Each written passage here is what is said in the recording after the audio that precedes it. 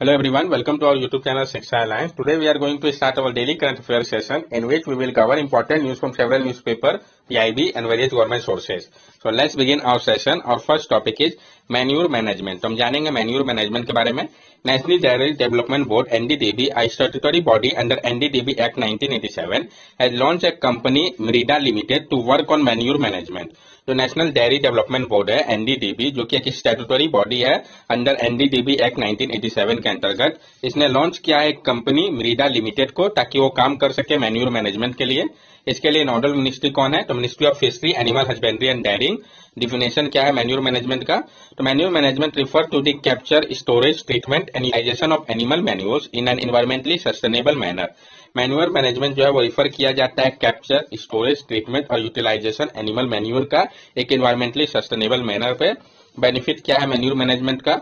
तो ये लोअर करता है जो कॉस्ट है फर्टिलाइजर का प्रोड्यूस करके बायो स्लरी को, इंक्रीज करता है इनकम को मिल्क एनिमल का यानी मिल्क गिविंग एनिमल का, कम करता है ग्रीन हाउस एमिशन को जनरेट करके बायोगैस को, जिसका जो कि एक सब्स्टिट्यूट है एलपीजी का। Government scheme for manure management, जो स्कीम गवर्नमेंट के द्वारा चलाया जा रहा है मैन्यूर मैनेजमेंट के लिए, जैसे गोवर्धन स्कीम हो गया, एनर्जी फ्रॉम कैटल वेस्ट, सुधन हो गया जो कि एक ट्रेडमार्क है, ये प्रोवाइड करता है कॉमन आइडेंटिटी को डंग बेस्ड ऑर्गेनिक फर्टिलाइजर के लिए। Capital investment subsidy scheme of national mission for sustainable agriculture, तो कैपिटल इन्वेस्टमेंट सब्सिडी स्कीम है national mission for sustainable agriculture के लिए। इसमें प्रोडक्शन होगा ऑर्गेनिक मैन्यूर का बायो वेस्ट के तौर पे। नेक्स्ट टॉपिक है हमारा India state support programme for road safety. तो हम जानेंगे India state support programme for road safety के बारे में। World bank has approved $250 million loan to support the government of India road safety programme for 7 state. World bank ने approve किया है $250 million का लोन, ताकि सपोर्ट किया जा सके जो गवर्नमेंट ऑफ इंडिया का रोड सेफ्टी प्रोग्राम है 7 स्टेट के लिए। तो 7 स्टेट कौन कौन से है ये इंपॉर्टेंट हो जाता है। प्रोग्राम फॉर रोड सेफ्टी, हम जानेंगे प्रोग्राम फॉर रोड सेफ्टी के बारे में। Under this a single accident reporting number will be set up to better manage post crash event. इसके अंतर्गत एक सिंगल एक्सीडेंट रिपोर्टिंग नंबर को सेटअप किया जाएगा बेटर मैनेज करने के लिए पोस्ट क्रैश इवेंट को। It will be implemented in the state of Andhra Pradesh, Gujarat, Odisha, Tamil Nadu, Telangana, Uttar Pradesh and West Bengal. इसको इम्प्लीमेंट किया जाएगा जो 7 स्टेट में, वो आपके कुछ इस प्रकार है, जैसे आंध्र प्रदेश, गुजरात, ओडिशा, तमिलनाडु, तेलंगाना, उत्तर प्रदेश, वेस्ट बंगाल में। ये जो $250 million का वेरिएबल स्प्रेड लोन है international bank for reconstruction and development IBRD के द्वारा, इसका मैच्योरिटी होगा 18 ईयर का और ग्रेस पीरियड दिया गया है 5.5 ईयर का। The project will also establish a national harmonized crash database system in order to analyze accidents and use that as to construct better and safer road. ये जो project है ये स्टैब्लिश करेगा एक national harmonise crash database system को, ताकि वो analyse कर सके एक्सीडेंट को और यूज कर सके उसका कंस्ट्रक्ट करने के लिए एक बेहतर और सेफर रोड को। The project will also provide incentive to state to leverage private funding through public-private partnership, concession and pilot initiative. ये जो प्रोजेक्ट है ये प्रोवाइड करेगा इंसेंटिव स्टेट को लिवरेज प्राइवेट फंडिंग के माध्यम से पब्लिक प्राइवेट पार्टनरशिप कंसेशन के तौर पे और पायलट इनिशिएटिव के लिए। रोड एक्सीडेंट इन इंडिया, जो रोड एक्सीडेंट भारत में हो रहा है उसके बारे में भी हम समझ लें। तो जो रिपोर्ट है रोड एक्सीडेंट इन इंडिया 2020, इसको की रिलीज किया गया था union ministry of road transport and highway के द्वारा। ये कुछ इंपॉर्टेंट डाटा प्रोवाइड करता है, तो उस डाटा को हम देखते हैं। India is only 1% of the world vehicle but 11% of the global death from road accident occur in India. India के पास सिर्फ 1% है वर्ल्ड का व्हीकल, लेकिन 11% ग्लोबल डेथ जो होता है वो रोड एक्सीडेंट के कारण होता है भारत में। About 4,50,000 accident take place in India annually, of which 1,50,000 people die. हर एक साल 4.5 लाख एक्सीडेंट भारत में होता है, जिसमें से 1.5 लाख लोगों की मृत्यु हो जाती है। There are 53 road accident in the country every hour and 1 death every 4 minute. और 53 रोड एक्सीडेंट होता है कंट्री में हर एक घंटे पे, और एक डेथ जो है वो हर एक 4 मिनट में होता है। इम्बाइबिंग रोड सेफ्टी, जो रोड सेफ्टी की बात कही गई है तो उसको कैसे किया जा सकता है। Road safety education, road safety को लेकर हमें एजुकेशन अवेयरनेस फैला के। Better road design, maintenance and warning signals, road का डिजाइन को और अच्छा करके मेंटेन करके और वार्निंग से इनको लगा के। Crackdown on driving under influence of alcohol and drugs, यानी रोक के जो अल्कोहल और ड्रग्स लेकर ड्राइव करते हैं उसको कम करके। Strict enforcement of traffic rule, जो ट्रैफिक रूल है उसको स्ट्रिक्टली इन्फोर्स करा के। Encouraging better road behaviour, encourage करके रोड बिहेवियर को बेटर करके। Ensuring road worthiness of A vehicle, ensure करके कि जो व्हीकल के लिए ये रोड जो है वो वर्थी है।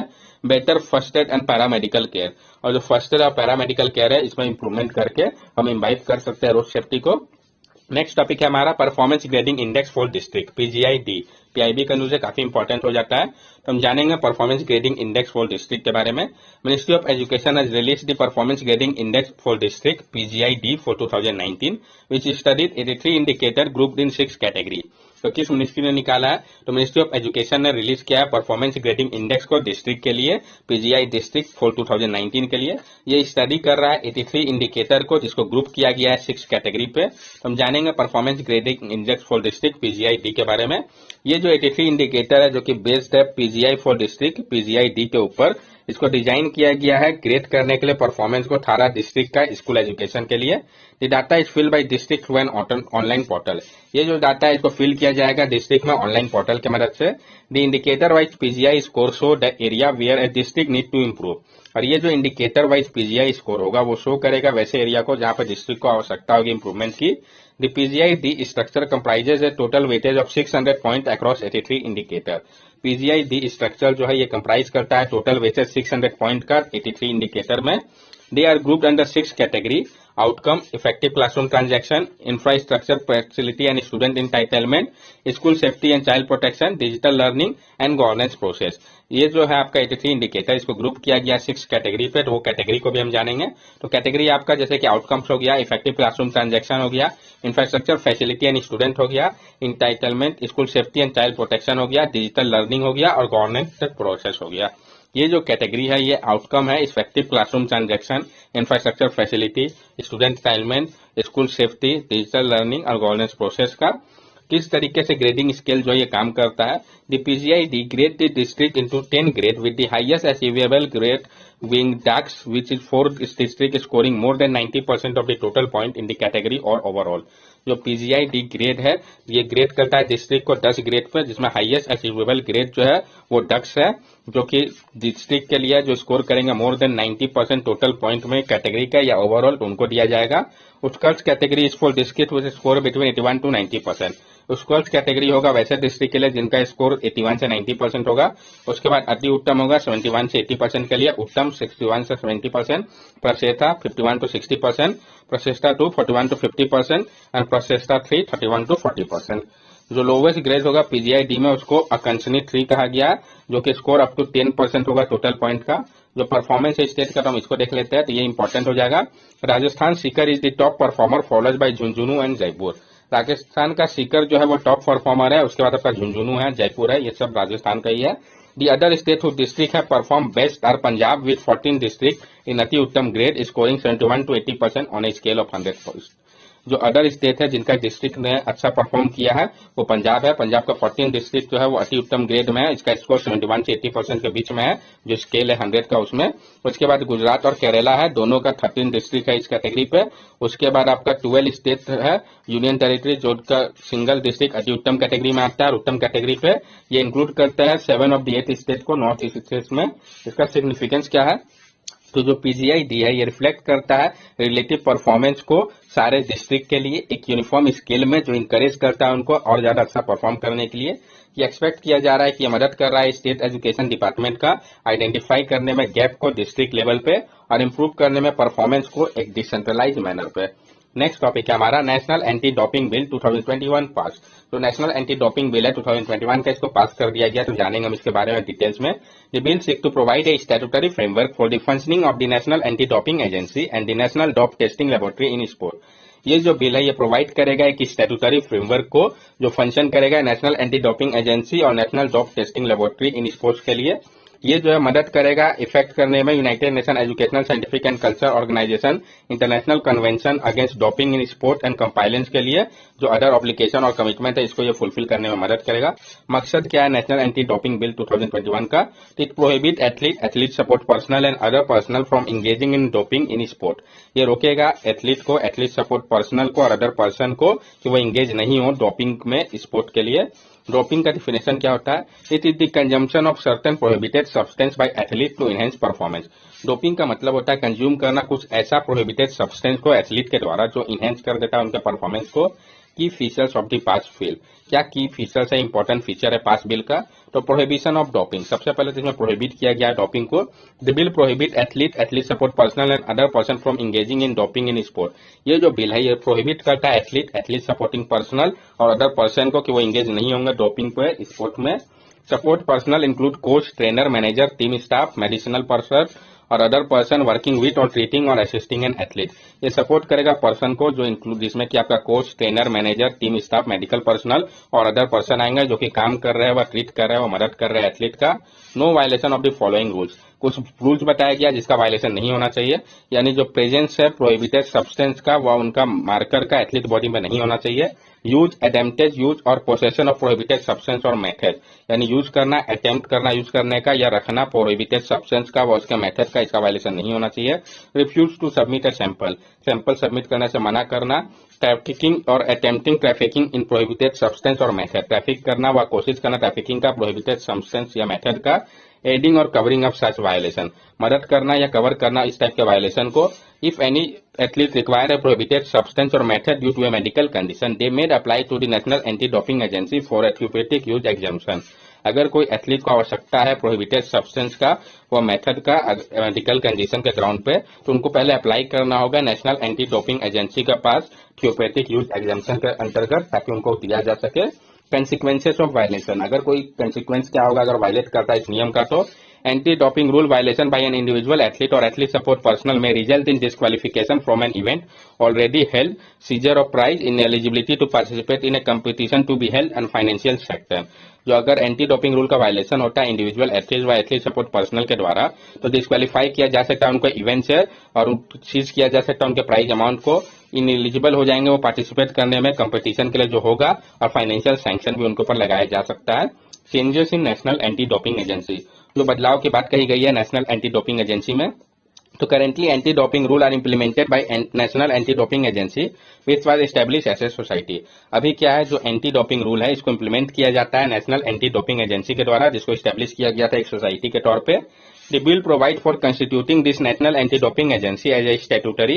It will be headed by a Director General appointed by the central government. और ये जो बिल है ये प्रोवाइड करता है कंस्टिट्यूट करना नेशनल एंटी डोपिंग एजेंसी को एक स्टैट्यूटरी तौर पे, जिसको हेड किया जा रहा है डायरेक्टर जनरल के द्वारा, जिसको अपॉइंट किया जाता है सेंट्रल गवर्नमेंट के द्वारा।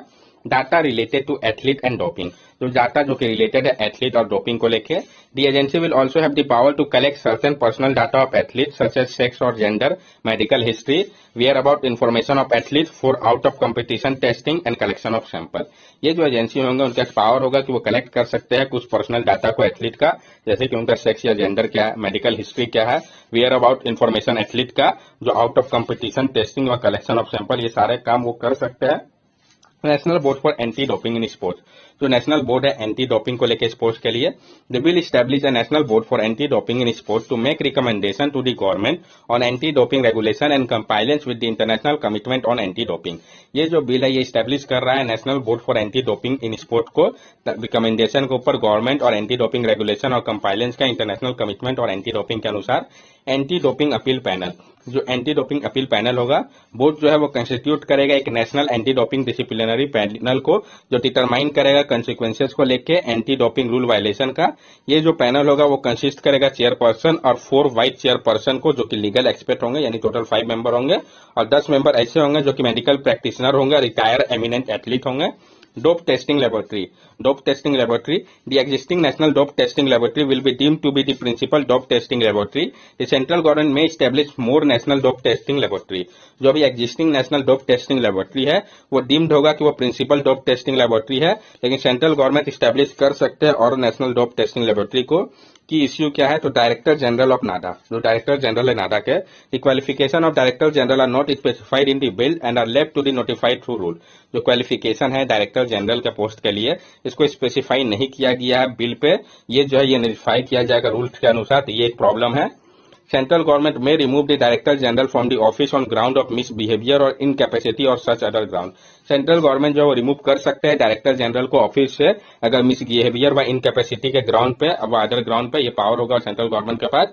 Living this provision to the discretion of the central government may affect the independence of the director general. और ये सारा जो प्रोविजन है जो कि डिस्क्रिशन के ऊपर होगा सेंट्रल गवर्नमेंट का, ये अफेक्ट कर सकता है इंडिपेंडेंस को डायरेक्टर जनरल का। पावर टू रिमूव, किनके पास पावर होगा रिमूव करने का? Under the bill the board has power to remove the member of the disciplinary panel and appeal panel on ground which will be specified by regulation and are not specified in the bill. Further, there is no requirement to give them an opportunity of being heard. This may affect the independent functioning of this panel. इस bill के अंतर्गत जो board होगा उसके पास power होगा तो वो remove कर सकते हैं मेंबर को डिसिप्लिनरी पैनल का और अपील पैनल का ग्राउंड पे जो स्पेसिफाई किया जाएगा रेगुलेशन के अनुसार। इसके बारे में नहीं स्पेसिफाई किया गया बिल में, ये एक प्रॉब्लम है। और साथ साथ कोई रिक्वायरमेंट नहीं है, उनको अपॉर्चुनिटी नहीं दिया जाएगा, उनको इस बारे में सुना नहीं जाएगा, तो एक चांस मिलना चाहिए उनको खुद को डिफेंड करने का, ये भी एक इश्यू है। और ये जो है अफेक्ट करेगा इंडिपेंडेंस फंक्शनिंग को इस पैनल का। इस कारण क्या है कि ये अफेक्ट कर सकता है जो इंडिपेंडेंस है उसका फंक्शनिंग को लेकर पैनल का, क्योंकि वो क्या हो सकता है बायस हो जाए इस ग्राउंड को देखते हुए। That's all for daily current affair session. अगर आपको हमारी वीडियो अच्छी लगी हो तो हमारे चैनल को सब्सक्राइब करें, हमारे वीडियो को लाइक करें और ज्यादा से ज्यादा शेयर करें। This are our social media link. From here also you can stay connected with us and give us your valuable feedback. Thank you and have a nice day.